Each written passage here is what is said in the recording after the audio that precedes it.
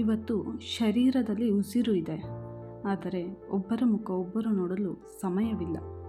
ಶರೀರದಿಂದ ಉಸಿರು ಹೋದ ನಂತರ ಉಸಿರಿರದ ದೇಹಕ್ಕೆ ಹೊದಿಸಲಾದ ಬಟ್ಟೆಯನ್ನು ಸರಿಸಿ ಮುಖ ನೋಡಲು ಮುಗಿ ಬೀಳುವ ಜನರೇ ಅಧಿಕ.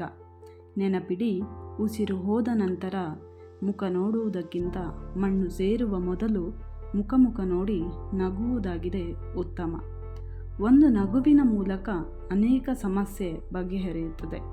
ಆದರೆ ಕೆಲವರು ನಗುವುದೇ ಇಲ್ಲ. ಕಾರಣ, ಒಂದು ನಗುವಿಗಿಂತ ಸ್ವಾಭಿಮಾನ, ಅಹಂಕಾರವೇ ದೊಡ್ಡದಾಗಿರುತ್ತದೆ.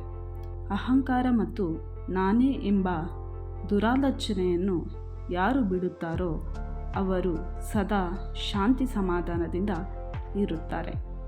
ಈ ವಿಡಿಯೋ ನಿಮಗೆ ಇಷ್ಟ ಆದರೆ ಲೈಕ್ ಮಾಡಿ, ಶೇರ್ ಮಾಡಿ, ಹಾಗೆ ಸಬ್ಸ್ಕ್ರೈಬ್ ಮಾಡೋದನ್ನು ಮರಿಬೇಡಿ. Thank you for watching.